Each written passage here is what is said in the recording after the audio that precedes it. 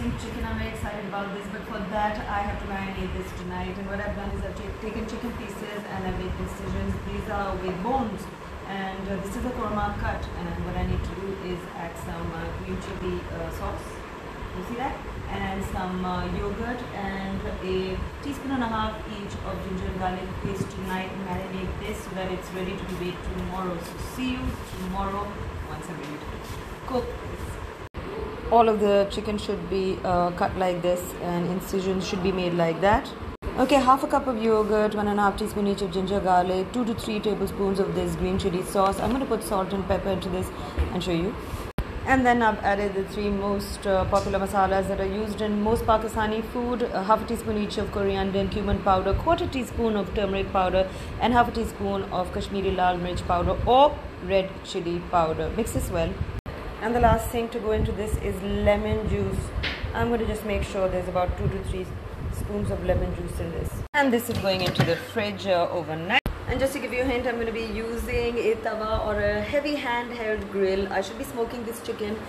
I wanted to make it into a barbecue style chicken, but I don't have koila and I don't want to go through that.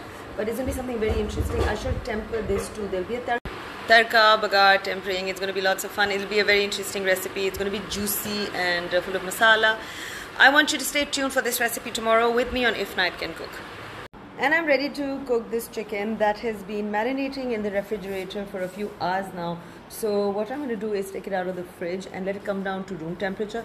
And after that, I shall be using a handheld heavy grill, or if you don't have that, you have to use a tawa. It's a great idea to invest in a handheld grill, and you can find that at Al Fatah, Kaka Baba, and so many places at Main Market in Lahore. Kausar Market has a store as well. It has lovely stuff in Islamabad and many places in Karachi.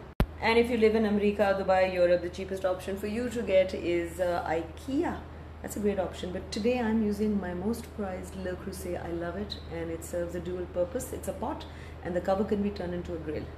Okay, so this is it, and the reason I have these two out is that I'm going to grill it in this, and then I shall put it in this pot and add the rest of the ingredients. With a Dutch oven, you always add the oil and then turn the fire on, not the other way around.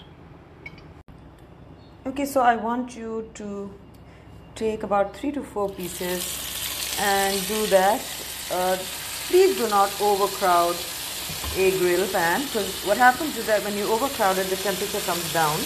When you put too much chicken in oil, it brings the temperature down, so you just need to make about 4 to 5 pieces at a time.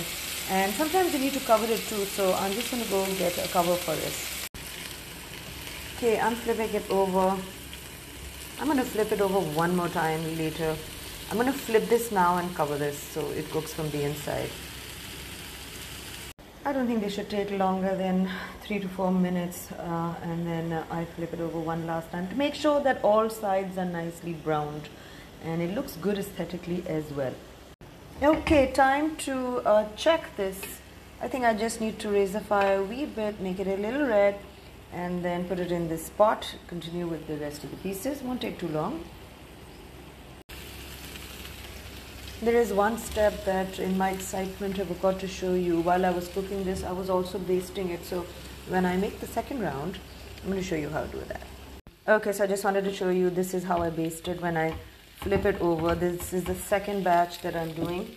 And after basting it, I'm going to flip this and baste it on the other side. This is just to keep the chicken juicy and moist. Okay, all that is in the pot, and I have a few masalas that are lying here. I'm going to be telling you about this. I shall be sprinkling about a little less than a teaspoon of chaat masala on top of this. Isn't this interesting, guys? Guess where this is going? Just a 1/4 teaspoon of white pepper, and I have some kasuri methi, just a little bit, maybe just a pinch. I don't want it to become too kadwa. Small lemon juice, a little bit of salt, and 2 to 3 tablespoons of this cream.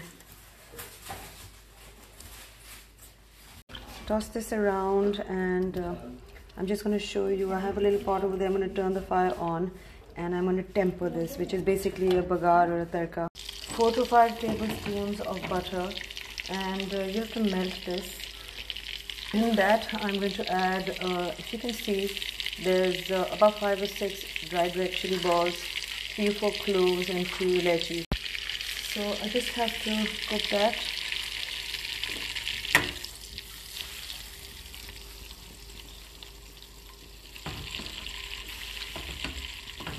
Just make sure it doesn't burn. Keep stirring it around. This butter is now flavored with the essence of cloves and cardamom, elaichi and red chili balls. Okay, let's temper this before burning it. Oh my goodness, that's going to smell so good. And there's one last thing to do, which I'm just about to do now.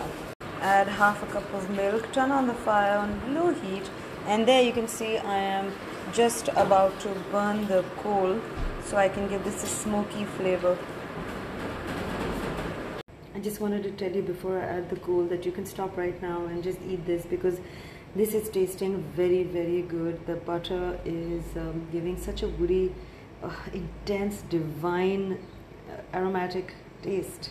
Okay, so I'm ready to smoke this. Oops, I have to cover it immediately. And this is ready. I'm also making some paratha alongside that. You can serve this with rumali roti or til wale naan, anything really. This is so delicious, guys, that I need you to make this today. Let me just show you what it looks like in a bowl.